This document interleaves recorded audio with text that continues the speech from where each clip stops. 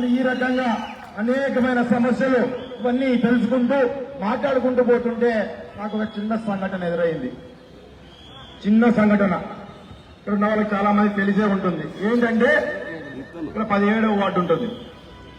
17వ వార్డులో పాదయాత్ర చేస్తూ మేము ముందుకు పోతా అంటే వెనకల నుంచి ఒకడొచ్చి మాట్లాడుకుంటూ శ్రీరామ్ కోటేయకుంటే నరికి పారేస్తాం, శ్రీరామ్ కోటేయకుంటే నరికి పారేస్తాం, మాది వెంకటాపురం అని చెప్పినారు.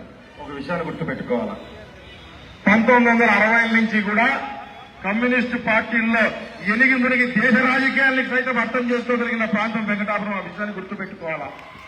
అవన్నీ చదివి నమ్మిని ఉంచేసాం మేము. ఇక్కడ కొత్తగా వచ్చి వెంకటాపురం ఇట్లా పనికిమాలను మాట్లాడతారనేది నువ్వు ప్రజలకు ఏమాత్రం నమ్మించాలని ప్రయత్నం చేస్తున్నారో ఒకసారి ఆలోచన చేసుకోండి. గతంలో ఒకటి చెప్తావు సంఘటన. ఎప్పుడో పుట్టకనుమ కొండపల్లి దగ్గర మామూలుగా దొంగతనాలు చేస్తాండ్రి. ఆ దొంగతనాలు జరిగేటప్పుడు ఒక బస్సుని దోపిడీ చేసినారు. దోపిడీ చేసి దిగేటప్పుడు ఏం చేసినారంటే చేయి పట్టాల నుంచి దిగిపోయినాడు వాడు. అందరూ ఏమనుకోవాలా, పట్టాలన్నీ దొంగతనం చేపించినాడేమో, మా బస్సు అంతాను అవన్నీ డ్యూటీ చేసినాడేమో అనుకోవాలని చెప్పాను. అటువంటి బెదిరింపులకే తట్టుకోవాలి. ఇట్లాంటి నీ ఊగతంపుడు పనికిమాలిన కుక్కతోట ఊపులకి ఎవడు భయపడేవాడు లేడు.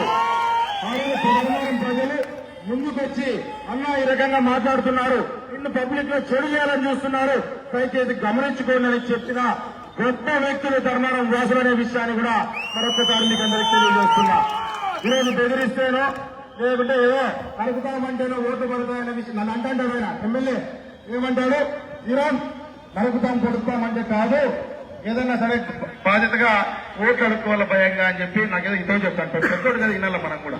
కానీ నిజమేమో ఎవరు మాట్లాడుతున్నారు ఇట్లా మాటలు, ఎందుకు ఇట్లా మాట్లాడతాడని చెప్పి చాలాసార్లు ఆలోచన చేసినప్పుడు అక్కడ ఏమైందంటే గుమ్మడికాయలు దొంగెవరు అంటే భుజాలు తడుముకున్నట్లుగా ఆయన ఎక్కడికి పోయినా ఏ మండలానికి పోయినా ఇక్కడ కొంతమంది ఉన్నారు.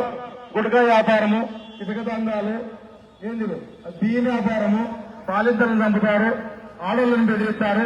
ఈ రకంగా ఉన్న ఒక రౌడీ గుంపును పెట్టుకొని అందరినీ పంపించి ప్రతి ఊళ్ళో బెదిరించే పరిస్థితి చేస్తున్నారు. ఒక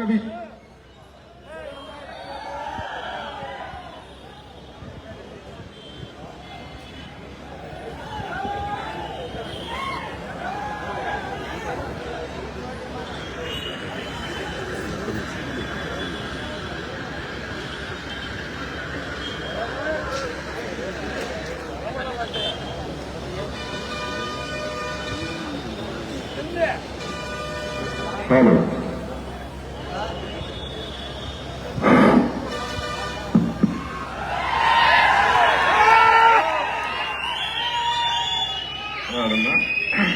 అటువంటి అనేకమైన బెదిరింపులకి పాల్పడతా వస్తున్నారు. ఒక విషయాన్ని గుర్తుపెట్టుకోవాలా, ధర్మవరంలో భయపడే రోజులు పోయినాయి. ఉన్నాయా? పోయినాయి. గతంలో భయపడిస్తే భయపడి కూర్చునే వాళ్ళు ఉన్నారేమో.